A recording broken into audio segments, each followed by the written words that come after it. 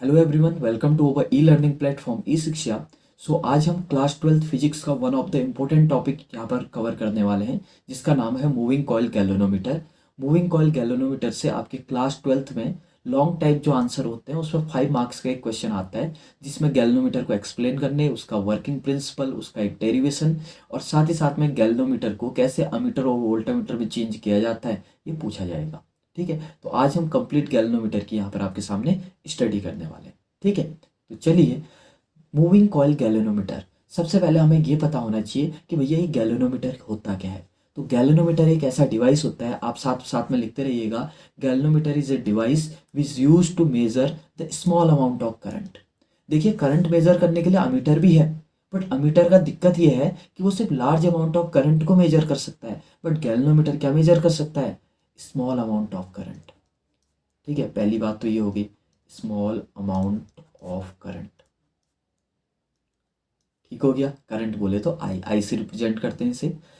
तो छोटा अमाउंट को डिटेक्ट करने में कौन यूज होगा? अपना गैल्वेनोमीटर। अब देखिए, आपको एक गैल्वेनोमीटर का डायग्राम दे रखा है। ठीक है, इस डायग्राम को आप सेम टू सेम वहाँ पर एग्जाम में उतार के लेके आएंगे और इसकी कम से कम 10 बार आप प्रैक्टिस कर लेंगे, क्योंकि आप एग्जाम में इसे भूल सकते हैं।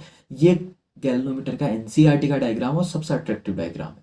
ठीक हो गया। एनसीईआरटी में एक और डायग्राम है, आप चाहें तो इसके साथ उसे भी बना सकते हैं, बट अगर किसी एक डायग्राम को बनाने की बारी आएगी तो मैं इसको कहूँगा, क्योंकि ये उसका वर्किंग मॉडल का डायग्राम है। ठीक है, इस डायग्राम में देखिए आपके दो पोल होते हैं, एक नॉर्थ पोल और एक साउथ पोल। और नॉर्थ पोल और साउथ पोल के बीच में देखिए रेडियल मैग्नेटिक फील्ड आ रही है। देखिए लिखा हुआ है यूनिफॉर्म रेडियल मैग्नेटिक फील्ड, जो कि नॉर्थ पोल से आ रही है और साउथ पोल की ओर को जा रही है। ठीक हो गया। उसी के बीच में एक कॉइल रख रखा है जिसका नाम है सॉफ्ट आयरन कोर। इसमें दो डिवाइस, एक पाइवोट और एक एसपी लगा रखा है। ठीक हो गया। और यहाँ पर से एक कॉइल डाल रखा है ऐसे घुमा के। ये जस्ट उसका वर्किंग मैकेनिज्म है कि क्या क्या उस चीज़ में यूज कर रखे। ठीक है, इससे हमें कोई ज़्यादा पढ़ना नहीं है, और ना ही जो बीच में इसमें एलिमेंट्स लगे हैं इसके बारे में हमारा आता है। हमारा जस्ट आता है कि इसका वर्किंग लिखना होता है। ऐसे ही फिर सीधा हम देखें, सॉफ्ट आयरन कोर से एक पॉइंटर ऊपर को गया है, ऊपर एक स्केल है जिसमें कि हमें गैल्वेनोमीटर की रीडिंग मिलती है। और ये कंप्लीट डायग्राम का सेटअप है गैल्वेनोमीटर का, जिसको कि आपको सबसे पहले इसको नोट डाउन करना है और एटलीस्ट 5 से 10 बार इसकी प्रैक्टिस करनी है एग्जाम से पहले। ठीक हो गया। तो चलिए, जैसे आप मूविंग कॉइल गैल्वेनोमीटर का डायग्राम समझते हैं और इसकी डेफिनेशन समझते हैं कि स्मॉल अमाउंट ऑफ करंट को मेजर करने के काम आता है, अब बात आती है इसके प्रिंसिपल की। अब अगर हम इसके वर्किंग प्रिंसिपल की ओर जाएं तो देखिए, सबसे ऊपर हेडिंग डाल रखा है प्रिंसिपल। अब इसका प्रिंसिपल क्या बोलते हैं? प्रिंसिपल बोलने का मतलब होता है सिद्धांत, कि आखिर इसका सिद्धांत क्या है, ये किस प्रिंसिपल पे बेस है। ठीक है, तो इसका प्रिंसिपल होता है कि when a current carrying coil is placed in a magnetic field it experiences a torque. यानी कि सिंपल सी बात है, मान लीजिए कि लेट अस सपोज ये एक माउस है, मान लीजिए कॉइल है। ठीक है, इस कॉइल को मैं एक ऐसी जगह पे रख देता हूँ जहाँ पर मैग्नेटिक फील्ड है। ठीक है, यूनिफॉर्म मैग्नेटिक फील्ड है, वहाँ पे रख दिया तो ये माउस ना अपने आप ही मुड़ने लग जाएगा। और मुड़ने का मतलब क्या होता है कि इसमें टॉर्क लगने लगा। टॉर्क क्या होता है? तो टर्निंग इफेक्ट ऑफ फोर्स। जो मुड़ने वाला जो फोर्स होता है, जब फोर्स किसको मुड़ा देता है, जैसे आपने फैन देखा होगा, पंखा हो गया, चरखे हो गए, तो इसमें फोर्स नहीं लगता है, इनमें क्या लगता है? टॉर्क लगता है। ऐसे यहाँ पर भी है कि जब भी किसी करंट कैरिंग कॉइल को हम मैग्नेटिक फील्ड के बीच में रखते हैं तो वो अपने आप ही मुड़ने लग जाती है, यानी कि उसमें अपने आप ही टॉर्क लग जाती है। बाकी प्रिंसिपल आपको एज इट इज़ जो बुकिश लैंग्वेज है उसमें आपको याद करना होगा। इसमें आपको कोई भी छूट नहीं मिल सकती, क्योंकि प्रिंसिपल का जो लैंग्वेज होता है वो स्टैंडर्डाइज होना चाहिए। ठीक है, अब बात आती है वर्किंग की। देखिए, रेड कलर से आपके इधर पे वर्किंग लिखी है, आपने बस ये 4 से 5 लाइन की वर्किंग लिखनी है। और ये वर्किंग सबसे स्टैंडर्ड वर्किंग है जो मैंने, और सबसे साथ ही साथ में ईजी भी है। ठीक है, अब इस वर्किंग को समझते हैं। वर्किंग समझने से पहले आप एक कहानी समझिएगा। ठीक हो गया। जैसे आप इस कहानी को समझेंगे, आप इसकी वर्किंग को बहुत अच्छे से समझ जाएंगे। कैसे? देखिए, मान लीजिए कि एक कॉइल है, दोबारा से कॉइल है, मान लीजिए कॉइल है। इस कॉइल में मैंने करंट डाल दी, क्योंकि गैल्वेनोमीटर का काम क्या होता है? करंट मेजर करना। करंट मेजर कब करेगा? जब उसमें करंट जाएगी। तो हमने करंट डाल दी। और गैल्वेनोमीटर कहाँ के किनारे पे क्या होते हैं? नॉर्थ पोल और साउथ पोल, ऊपर आप डायग्राम में देख चुके हैं। तो जैसे यहाँ पर करंट गई, और ये कहाँ पे मौजूद था? नॉर्थ पोल और साउथ पोल के बीच में, यानी कि यूनिफॉर्म मैग्नेटिक फील्ड में। पक्का? और इसमें करंट चले गई। अब प्रिंसिपल क्या बोलता था? जब करंट कैरिंग कॉइल, ठीक है, मैग्नेटिक फील्ड के बीच में होता है, पहले तो ठीक था, बट जैसी करंट गई अब वो कॉइल नहीं रहा, पहले कॉइल था। जैसी करंट गई अभी हो गया करंट कैरिंग कॉइल, और किसके बीच में? मैग्नेटिक फील्ड के बीच में। तो इसका मतलब इसमें क्या लगेगा? टॉर्क लगेगा और ये कॉइल अपने आप ही क्या हो जाएगा, मुड़ने लग जाएगा। आई बात समझ में। अब जैसे ये कॉइल मुड़ेगा, ठीक है, यानी कि उस अब ये कॉइल ऐसे करके मोड़ रहा है ना, असल में वो कॉइल वहां पर वायर है, एक वायर है, जैसे मैं बता ही देता हूँ। जैसे मान लीजिए ये है, ठीक है, पूरा अरेंजमेंट करके रखा हुआ है। तो होता क्या है, इस कॉइल को जैसे ही हम मैग्नेटिक फील्ड के बीच में रखते हैं और इससे करंट पास कराते हैं तो ये कॉइल ऐसे ही करके मुड़ने लग जाता है। अब मैं अगर इसको छोड़ दूं तो देखो अपनी पोजीशन पे वापस आ रहा। मैं इसको अगर मुड़ाऊं तो नीचे को जा रहा, अगर मैं छोड़ दूं तो ये अपनी पोजीशन पे वापस आने की कोशिश कर रहा। पक्का ऐसे ही हो रहा है। अब ध्यान से सुनिएगा, जब ये कॉइल मुड़ता है, यानी कि मुड़ता है तो इसमें टॉर्क लगा, उस टॉर्क को बोलते हैं डिफ्लेक्टिंग टॉर्क। अब वो अगर मुड़ रहा है तो ऊपर को आने की भी तो कोशिश करेगा, तो जब वो ऊपर को आने की कोशिश करता है तो उसको कहते हैं रिस्टोरिंग टॉर्क। तो दो टॉर्क लगते हैं। पहला क्या, जैसे ही मैं करंट डालता हूँ तो मैग्नेटिक फील्ड के बीच में होने की वजह से वो जो कॉइल होता है वो क्या होने लग जाता है, मुड़ने लग जाता है, और यानी कि उसमें एक टॉर्क प्रोड्यूस होता है, उस टॉर्क को कहते हैं डिफ्लेक्टिंग टॉर्क। याद भी कर सकते हो, जिस टॉर्क से वो डिफ्लेक्ट हो रहा है, और अगर डिफ्लेक्ट हुआ तो वापस अपने पोजीशन पे आना चाहेगा, तो उस टॉर्क को क्या बोलते हैं, रिस्टोरिंग टॉर्क। आई बात समझ में। और सही टाइम पे, यानी कि इक्विलिब्रियम के टाइम पे, जो डिफ्लेक्टिंग टॉर्क होता है और जो रिस्टोरिंग टॉर्क होता है ये आपस में क्या हो जाते हैं, इक्वल हो जाते हैं। आई बात समझ। बस इतनी सी कहानी होती है इसकी। अगर आपको इतना समझ में आ गया तो पूरा गैल्वेनोमीटर समझ में आ गया। आई बात समझ में। अब यहाँ पर एक बात होती है, जो मैंने इधर पे वायर बताया ना, इस वायर का एक नाम भी होता है। इसका नाम अगर आप याद करके ले जाएंगे ना, आपको बहुत एज मिलेगा, एग्जामिनर को लगेगा ये पढ़ के आया हुआ है। इस वायर का नाम होता है, इस कॉइल का नाम होता है, यानी कि कॉइल किससे मिलकर बना होगा, वायर से, और उस वायर का नाम होता है फॉस्फर ब्रॉन्ज वायर। तो असल में जो मुड़ रहा होता है ना, वो कॉइल नहीं मुड़ रहा होता है, असल में वो वायर मुड़ रहा होता है। आई बात समझ में। पक्की बात। अब एक लास्ट बार इस स्टोरी को मैं आपके सामने समराइज करता हूँ और उसके बाद जो वर्किंग लिखा है उसको समझाते हैं, डेरिवेशन करते हैं और इस टॉपिक को खत्म करते हैं। ठीक है, तो देखो क्या चीज़ है। मान लो ये हमारे कॉइल है, यानी कि ये फॉस्फर ब्रॉन्ज वायर है इसके अंदर, क्योंकि चार्जर के अंदर एक वायर तो गई होगी ना जिसने ये व्हाइट कलर के इसने कवर कर रखा है। तो ये मान लीजिए क्या है अंदर से, फॉस्फर ब्रॉन्ज वायर। मैंने क्या किया, इस साइड नॉर्थ पोल है, इस साइड साउथ पोल है। तो अभी तो ये बढ़िया है, अभी इसको कुछ नहीं होगा। जैसे ही मैंने इससे करंट पास कराई, अब ये कॉइल नहीं रहा, ये क्या रहा, करंट कैरिंग कॉइल। और जैसी current carrying coil magnetic field के बीच में होता है तो उसमें क्या लगता है, टॉर्क। और टॉर्क लगेगा तो ये कॉइल टर्न हो जाएगा। अगर ये कॉइल टर्न होगा तो इसके अंदर एक वायर होगा जिसका नाम फॉस्फर ब्रॉन्ज वायर है। अगर ये कॉइल टर्न हो रहा है तो वायर अंदर ट्विस्ट हो रहा है ना, मुड़ रहा है, तभी तो ये टर्न हो पा रहा है। तो वायर क्या हो जाता है, ट्विस्ट हो जाता है। और वो वायर नहीं चाहता कि मैं ट्विस्ट हूं, तो वो उल्टा एक और टॉर्क लगाता है, जिससे वो ट्विस्ट हो रहा है उसको कौन सा टॉर्क बोलते हैं, डिफ्लेक्टिंग टॉर्क। जिससे वो डिफ्लेक्ट हो रहा है उससे बचने के लिए वो एक और टॉर्क लगाता है जिसको क्या बोलते हैं, रिस्टोरिंग टॉर्क। बस इतनी कहानी है। और इक्विलिब्रियम पोजीशन पे डिफ्लेक्टिंग टॉर्क और रिस्टोरिंग टॉर्क क्या हो जाता है, बराबर हो जाता है। आई बात समझ में। इतना ही इजी होता है गैल्वेनोमीटर, बस। ठीक हो गया। तो यहाँ पर क्या है, मैंने small amount of current is pass through the galvanometer, जैसा मैंने लिखा था देखो, pass through the coil, the principle of galvanometer comes into the action. Principle क्या बोलता था, the coil experiences a torque, और उसको कौन सा टॉर्क बोलते हैं, deflecting torque, which causes it to turn, जिसकी वजह से वो कॉइल क्या होने लग जाता है, टर्न होने लग जाता है। However as the coil begin to turn, oppositely directed torque, जिसको कि क्या बोलते हैं, restoring torque, act on the coil due to the restoring torque due to the phosphor bronze wire inside it. क्यों, क्योंकि जैसे ही कॉइल मुड़ा तो कॉइल के अंदर क्या था, फॉस्फर ब्रॉन्ज वायर। तो जैसे ही कॉइल टर्न हुआ तो फॉस्फर ब्रॉन्ज वायर ट्विस्ट होने लगा। तो फॉस्फर ब्रॉन्ज वायर ने एक टॉर्क जनरेट किया, रिस्टोरिंग टॉर्क। ठीक हो गया। और उसी का नाम क्या है अपना, restoring torque. And this restoring torque is directly proportional to angle of twist. ये इंपॉर्टेंट है भाई। इसका क्या मतलब है, अब सोचो ना, वो रिस्टोरिंग टॉर्क कितना होगा, जितना हम इसको ट्विस्ट करेंगे उतना ही तो रिस्टोरिंग टॉर्क होगा। मान लो ओरिजिनल ऐसा था, ठीक हो गया।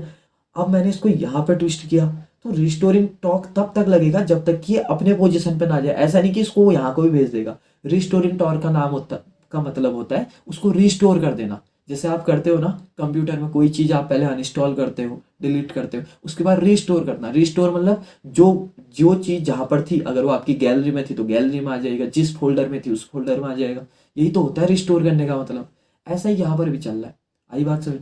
यानी कि जो रिस्टोरिंग टॉर्क है, इसको कौन सा टॉर्क बोलते हैं, मतलब टाउसी कहते हैं इसको, रिस्टोरिंग टॉर्क। लिख लेना, इसका नाम होता है टाउसी। ठीक है। और डिफ्लेक्टिंग टॉर्क क्या है, यहाँ इसका नाम है टाउ डी। टाउ डी और टाउ सी, टॉर्क को टाउ से डिनोट करते हैं, ठीक है। टाउ के नीचे पे छोटा सा डी है ये, टाउ डी, और टाउ के नीचे छोटा सा सी, टाउ सी। ठीक हो गया। अब देखा मैंने क्या बोला, tau c is directly proportional to angle of twist. पक्का। तो इसका मतलब क्या हो जाएगा, अगर एंगल ऑफ ट्विस्ट को हटाएंगे तो tau c is equal to k, जब डायरेक्टली प्रोपोर्शनल को हटाते हैं तो एक कांस्टेंट आता है, इंटू थीटा। अब जो के होता है ना, इसको कहते हैं टॉर्सियन कांस्टेंट। ठीक है, लिख लेना, टॉर्सियन कांस्टेंट कहते हैं इसको। And this is my equation number first. और यहाँ पर क्या है, at equilibrium perfect balanced is achieved, यानी कि कहने का मतलब है कि जो टाउ सी होता है रिस्टोरिंग टॉर्क, वो किसके बराबर हो जाता है, टाउ डी के बराबर। और अगर दोनों टॉर्क बराबर हो गए तो इसका मतलब वायर रुक जाएगा। वायर किससे जुड़ा हुआ है, पॉइंटर से, इसका मतलब पॉइंटर रुक जाएगा, वरना तो पॉइंटर चलता रहेगा ना। ये भी तो सोचिए कि जैसे हमने कॉइल दी, अगर रिस्टोरिंग फोर्स नहीं लगेगा तो इसमें सिर्फ डिफ्लेक्टिंग टॉर्क लगेगा, और वो कॉइल हमेशा चलते रहेगा, और वो एक बार जाएगा और फुल रीडिंग दे देगा। ठीक है, जबकि रीडिंग के लिए तो हमें बीच में रोकना पड़ेगा ना, तो अंदर से कुछ ना कुछ तो होना चाहिए जो उसको रोके बीच में, क्योंकि यहाँ पर से तो फोर्स लग ही रहा है उसको, एक यहाँ से भी तो फोर्स चाहिए। मैं बार बार इसको इसलिए समझा रहा हूँ ताकि आपके दिमाग में घुस जाए, क्योंकि आपने न जाने कितने बार इसको पढ़ा होगा। आप एक बार पढ़ते हैं भूल जाते हैं, एक बार पढ़ते हैं भूल जाते हैं। मेरा कोशिश रहता है कि इतने बार रिवीजन करवाया जाए कि बच्चे के दिमाग में छप जाए हो कि हाँ ऐसा कहा था, ऐसा कहा था, और हर बार एक नई लैंग्वेज से पढ़ाया जाए। ठीक है, अब एक लास्ट बार मैं इसकी वर्किंग बताता हूँ, ठीक है, और उसके बाद हम सीधा डेरिवेशन करते हैं। वर्किंग क्या कहता है कि जब भी हमारे पास एक करंट कैरिंग कॉइल होता है, ठीक हो गया, इसको हम कहाँ पे रखते हैं, मैग्नेटिक फील्ड के बीच में रखते हैं। ये पहले कॉइल है, इससे हमने करंट पास कराई, चूंकि ये मैग्नेटिक फील्ड के बीच में है तो according to the principle of galvanometer ये कॉइल बिगेन्स टू टर्न। जैसे ये कॉइल टर्न होता है तो किस टॉर्क से टर्न होता है, उस टॉर्क को क्या बोलते हैं, डिफ्लेक्टिंग टॉर्क। किससे टर्न होगा, डिफ्लेक्टिंग टॉर्क। अब ये कॉइल जैसे ही टर्न हुआ तो इसके अंदर एक वायर है जिसका नाम है फॉस्फर ब्रॉन्ज वायर, वो ट्विस्ट होने लग जाता है। और वो वायर ऐसा नहीं चाहता है कि मैं ट्विस्ट हूँ, तो वो एक उल्टा टॉर्क लगाता है वापस अपनी पोजीशन में आने के लिए, जिसको क्या बोलते हैं, रीस्टोरिंग टॉर्क, यानी कि टाउसी कहते हैं। आई बात समझ में। और ये रीस्टोरिंग टॉर्क किसके डायरेक्टली प्रोपोर्शनल होगा, एंगल ऑफ ट्विस्ट, क्योंकि जितना मुड़ा होगा उतना ही तो वापस टॉर्क लगाएगा वापस आने के लिए। अगर 80 डिग्री मुड़ा है तो 80 डिग्री और टॉर्क लगाएगा ताकि वो 0 डिग्री पे आ जाए। 90 डिग्री मुड़ा है तो 90 डिग्री का टॉर्क लगाएगा, यानी कि tau c directly proportional to the angle of twist. और इक्विलिब्रियम पोजीशन पे टाउ सी और टाउ डी क्या हो जाते हैं, आपस में बराबर हो जाते हैं। अब बात आई भाई डेरिवेशन कैसे करोगे। डेरिवेशन तो फालतू सा डेरिवेशन है इसका, आपको टाउ डी की फॉर्मूला याद रखना है। टाउ डी बराबर होता है आपका आई ए बी, आपने सुना भी होगा, टॉर्क ड्यू टू कॉइल होता है, इसका फॉर्मूला होता है आई ए बी। ए होता है एरिया और बी होता है मैग्नेटिक फील्ड, लिख भी देना है यहाँ पर, ए बराबर एरिया ऑफ कॉइल। ठीक है, ये चीज़ वहाँ मेंशन भी करना, वरना एग्जामिनर को लगेगा कि ये खाली रट के आ रखा है। ठीक है, और बी बराबर होता है आपका मैग्नेटिक फील्ड, और आई बराबर क्या होता है आपका, करंट। अब वो कॉइल है, कॉइल में सिर्फ एक टर्न तो नहीं होता, कॉइल में तो बहुत सारे फेरे होते हैं वायर के। अगर एक फेरे का यानी कि एक टर्न का टॉर्क आई ए बी है तो एन टर्न का कितना हो जाएगा, एन आई ए बी। आई बात समझ में। और मैंने इसको ट्रिक बता रखा है नाइब, ठीक है, एन आई ए बी, ठीक है, नाइब, या कह सकते हो आप एन ए आई बी भी कह सकते हो। पक्का। तो टाउ सी कितना था मेरा, अभी ऊपर निकाला है, के theta equal to tau d क्या हो गया, एन आई ए बी, नाइब। ठीक हो गया, एन आई ए बी या एन ए आई बी कुछ भी कह सकते हैं आप। यहाँ से अगर मैं बात करूँ, थीटा बराबर क्या हो जाएगा, एन ए, यहाँ पर एन लिख भी दो, हाँ, एन क्या है, नंबर ऑफ टर्न। ये सभी बच्चों को समझ में आ गया होगा कि एक टर्न में टॉर्क कितना लग रहा था, आई ए बी, तो दो टर्न में कितना लगेगा, टू आई ए बी, तीन टर्न में थ्री आई ए बी, तो एन टर्न में एन आई ए बी। आई बात समझ में। तो एन, मैं थोड़ा सा इसको सजा के लिख रहा हूँ, इसका मेकअप कर रहा हूँ, देखो, एन ए बी पहले लिख दिया, आई बाद में लिख दिया, अपॉन में क्या डाल दो, के डाल दो। अब ये एन ए बी अपॉन के, इसको एक नया कांस्टेंट मान लेते हैं, इसको कहते हैं जी। जी होता है आपका गैल्वेनोमीटर कांस्टेंट। क्यों, क्योंकि नंबर ऑफ टर्न हम गैल्वेनोमीटर कंपनी से दुकान से लेके आते हैं, तो नंबर ऑफ टर्न तो कंपनी लगा के देगी फिक्स, एरिया उसका फिक्स होगा क्योंकि साइज तो ना बढ़ता घटता है।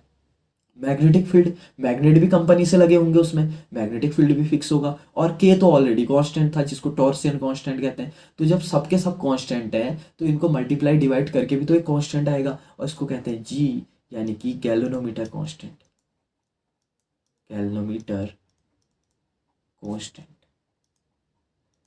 ठीक है, तो यहां से हमें पता लगा कि थीटा, ठीक है, is equal to G into I. तो theta is equal to G into I, और अगर जी को हटाएं तो theta is directly proportional to आई।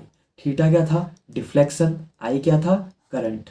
इसका मतलब हुआ कि जितना ज़्यादा करंट उतना ज़्यादा डिफ्लेक्शन। आपने देखा होगा जब आप बाइक कार वगैरह कुछ भी चलाते हैं, आपने देखा होगा कि आप जितना ज़्यादा एक्सेलरेटर मारते हैं वो जो मीटर में सुई होती है उतना आगे जाती है। ऐसा क्यों? क्योंकि जितना ज़्यादा एक्सेलरेटर उतना ज़्यादा स्पीड, और जितनी स्पीड उतनी ज़्यादा रीडिंग। ऐसे यहाँ पर भी होता है कि जितना ज़्यादा करंट उतना ज़्यादा वो ट्विस्ट होगा, और जितना ट्विस्ट होगा उतना ज़्यादा जो आपका पॉइंटर है वो ऐसे आगे की ओर को जाएगा। तो theta is directly proportional to I, और यहाँ पर आपका वर्किंग खत्म हो जाता है। अगर वर्किंग आएगा तो यहाँ पर रोक दे। आई बात समझ में? और लास्ट में लिख देना hence the current is directly proportional to the angle of twist या डिफ्लेक्शन। जितना ज़्यादा डिफ्लेक्शन या जितना more will be the deflection, more will be the current. Simple ये भाषा लिख लेना। आई बात समझ में? और यहाँ पर हमारा कंप्लीट जो वर्किंग होता है वो कंप्लीट हो गया। आप चाहें तो इसका स्क्रीनशॉट ले सकते हैं। ठीक हो गया। अब इसके बाद हम बात करेंगे कि गैल्वेनोमीटर को कैसे अमीटर और वोल्टामीटर में चेंज किया जाता है। पहले तो अपने को अमीटर पढ़ते हैं। अमीटर क्या होता है अपने को पता होना चाहिए। अमीटर एक ऐसा डिवाइस होता है जो किसको मेजर करता है? करंट को मेजर करता है। But galvanometer small amount of current को मेजर करता था। तो अगर आप दुकान से गैल्वेनोमीटर लाए हैं ना, गलती से आपकी मम्मी ने बोला कि भाई अमीटर लेके आना, और अमीटर है 80 रुपये का, ठीक है, और जो आपका गैल्वेनोमीटर है वो 50 रुपये का, तो आप एक काम कर सकते हैं, आप 50 रुपये का गैल्वेनोमीटर भी घर ला सकते हैं। कैसे? देखो, आप एक गैल्वेनोमीटर लाए, ठीक है, जबकि आपको लाना क्या था? अमीटर। अब गैल्वेनोमीटर सस्ता था, तुम गैल्वेनोमीटर ले आए, पर तुम तो मार खा लोगे घर जाके। तो इसके लिए आपको क्या करना पड़ेगा पता है? एक रुपए का एक रजिस्टर भी लेके आना पड़ेगा। 50 रुपये का गैल्वेनोमीटर, 1 रुपये का रजिस्टर, तो 29 रुपीज़ आपके बच गए वहाँ पर। ठीक है, अब उस 1 रुपये का जो रजिस्टर होता है ना, इसको कहते हैं संट। इसको क्या कहते हैं? संट। एस से दिखाते हैं। अब ये संट होता क्या है? ये होता है स्मॉल रजिस्टर या स्मॉल रेसिस्टेंस। और इस संट को किस में लगाया जाता है? गैल्वेनोमीटर के पैरेलल में। यानी कि एक स्टेटमेंट लिख लीजिए, ठीक है, वीडियो पॉज करके, मैं आपको बता रहा हूँ, लिख नहीं रहा हूँ। To convert galvanometer into ammeter, a low resistance device called shunt is connected in parallel with galvanometer. ठीक है, एज इट इज उतार लीजिएगा। ओके, अब देखो ये बनेगा कैसे फिर। अब ये गैल्वेनोमीटर था, आपने गैल्वेनोमीटर पकड़ा और उसके पैरेलल में आपने क्या लगा दिया? एक लो रेसिस्टेंस डिवाइस जिसका नाम है संट। अब अभी ये भी बताऊंगा कि ये क्यों लगाया जाता है। क्यों कई बार ऐसा होता है बच्चों को बता दिया जाता है बट बच्चे समझ ही नहीं पाते भाई ऐसा हो क्यों रहा है करके, तो ये चीज़ मैं समझाऊंगा। ठीक है, देखो, अब मान लो कि आई करंट गई, आई, ठीक हो गया, आई करंट गई तो होगा क्या? ऊपर जो रेसिस्टेंस है संट, वो क्या है? लो रेसिस्टेंस डिवाइस। रेसिस्टेंस लो है, इसका मतलब उसमें जो करंट जाएगी वो क्या होगी? ज़्यादा होगी। तो इसका मतलब अधिकतर जो करंट है वो ऊपर को चले जाएगी।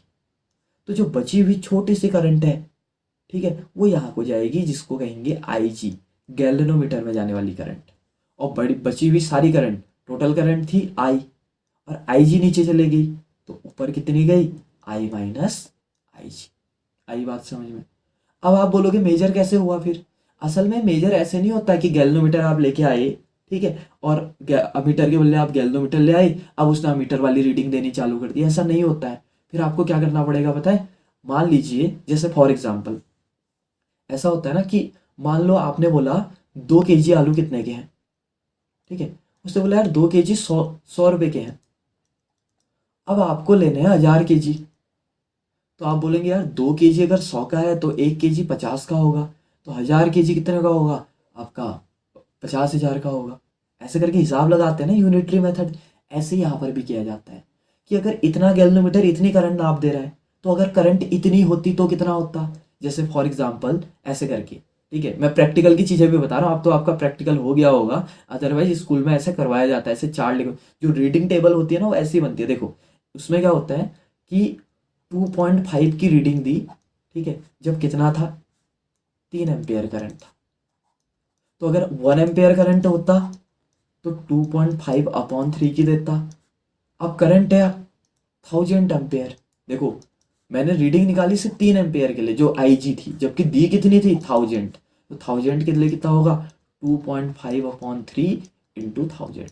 ऐसे करके निकालना पड़ता है। ये मैं खाली बता रहा हूँ, ये एग्जाम में नहीं आएगा, अब तो प्रैक्टिकल भी हो चुका है, बट आपको नॉलेज तो होनी चाहिए कि आखिर कैसे ये चीज़ें चल रही हैं, अदरवाइज आपका इंटरेस्ट कैसे क्रिएट होगा।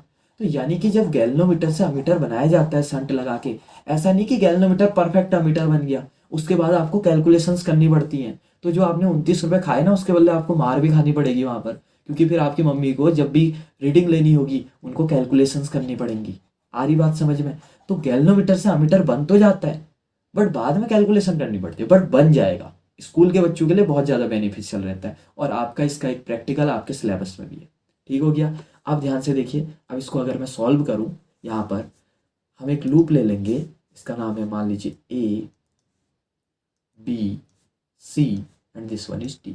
हम लेंगे in A B C D A, Kirchhoff का रूल लगाएंगे। हाँ, तो क्या होगा बताओ, हम क्लॉकवाइज सेंस में चलते हैं ए पॉइंट से। तो सबसे पहले आई माइनस आई जी किस में गई, एस में। देखो मैं करंट के साथ चल रहा हूँ, तो आई minus I G into S, ठीक है। फिर मैं नीचे को आया, देखो पहले ऐसे गया, आगे को गया, फिर नीचे को आया। फिर मैं वापस जब आ रहा था डी से ए में, तो मैंने देखा आई जी तो यहाँ को लगा हुआ है रास्ता ए से डी में, जबकि मैं जा रहा हूँ डी से ए में। इसका मतलब कैसा साइन आएगा, माइनस। तो आई जी इंटू जी, ये तो आपको पता है ना कि वी इक्वल टू क्या होता है, आई आर। तो मैं हर जगह वी की वैल्यू निकाल रहा हूँ। पहले आई कितना था, आई माइनस आई जी, और रेसिस्टेंस कितना था, एस। फिर आई कितना था, आई जी, और रेसिस्टेंस कितना था अभी, जी। अभी रेसिस्टेंस कितना था, आई जी इंटू जी। कंप्लीट हो गया, मैं वापस ए में आ गया, इक्वल टू 0 रख दो। तो यहाँ से I minus I G into S equal to I G into G. या तो आप इसी को याद कर लो, अगर एस निकालना हो तो I G into G upon I minus I G. This is the value of shunt. आखिर वो संट की कितनी वैल्यू होगी।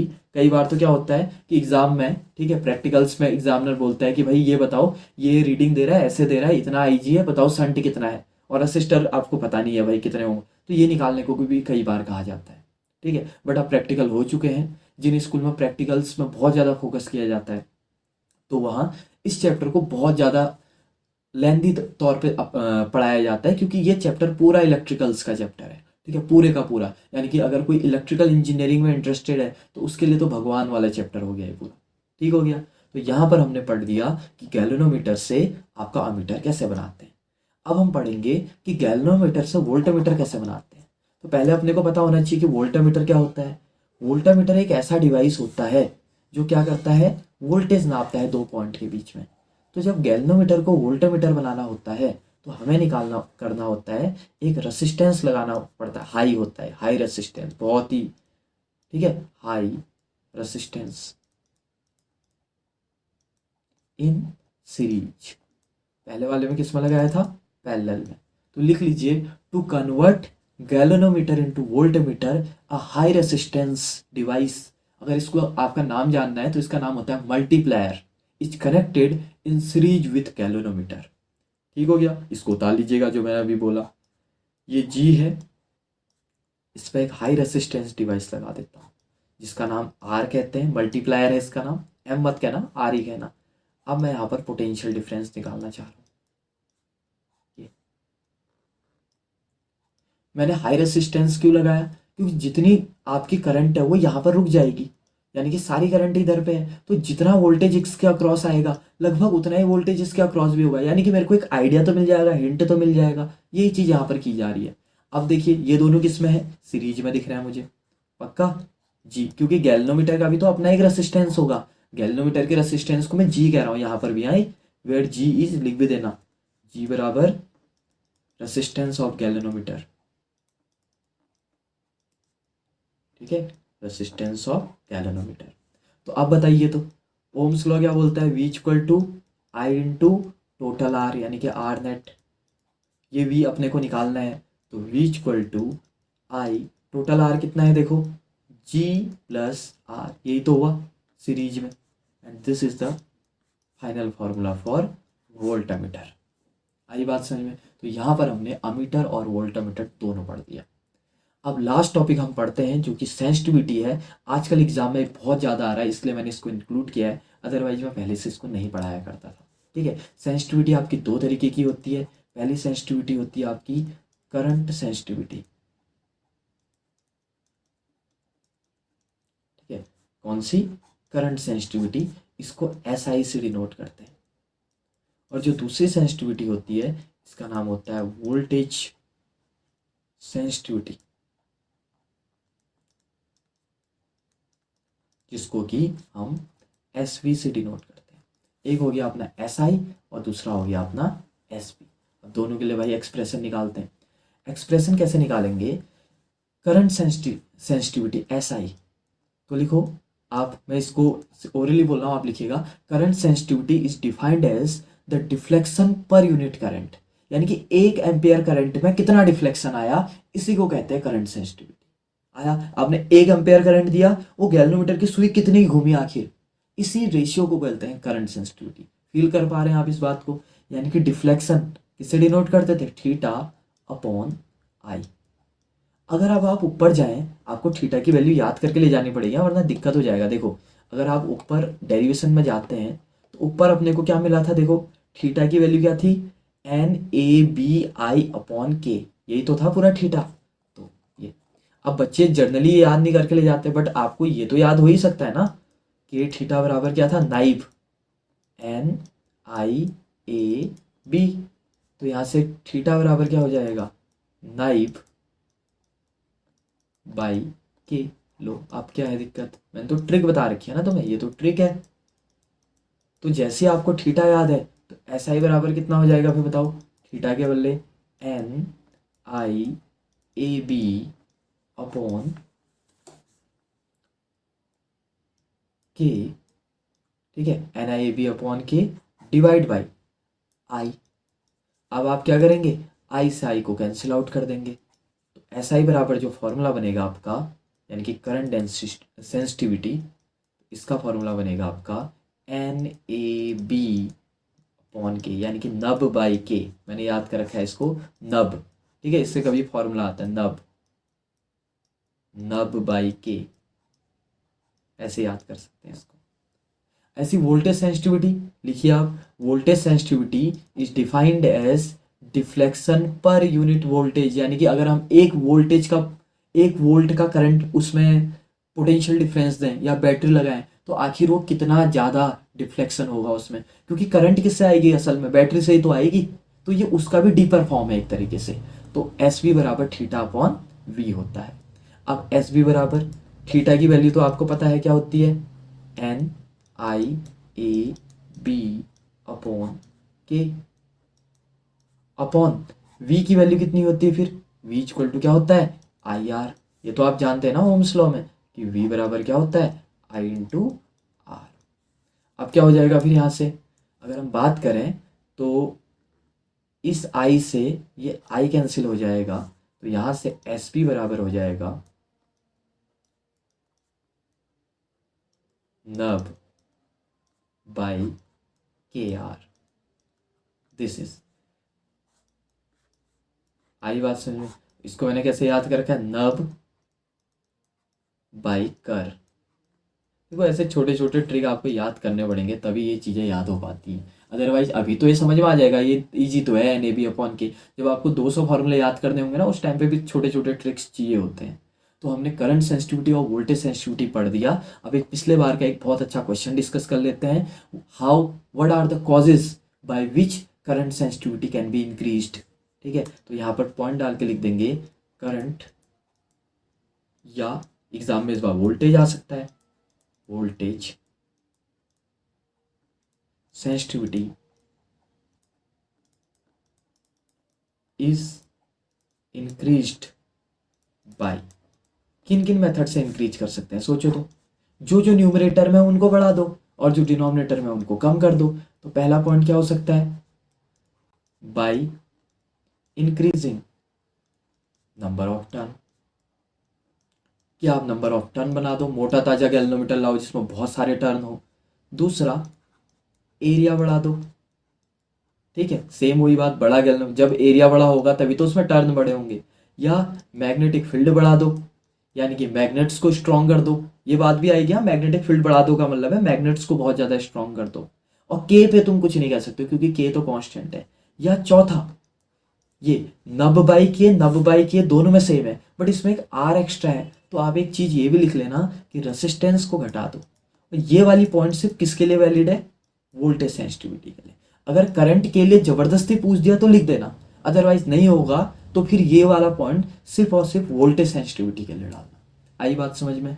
और यहाँ पर आपका गैल्वेनोमीटर का जो कंप्लीट है टॉपिक वो यहाँ पर कंप्लीट होता है, ठीक है। आई होप आपको ये गैल्वेनोमीटर पूरे अच्छे से समझ में आया होगा, जिसमें गैल्वेनोमीटर की वर्किंग को एक बार रिवाइज कर लीजिए क्योंकि बच्चे सबसे ज़्यादा इससे डरते भी हैं, घबराते भी हैं और सही टाइम पे भूल भी जाते हैं। सिंपल सी बात है, जब किसी कॉइल में करंट को क्या की जाती है, डाली जाती है, when current is produce to the coil, वो कॉइल क्या होने लग जाता है, टर्न होने लग जाता है ड्यू टू द प्रिंसिपल।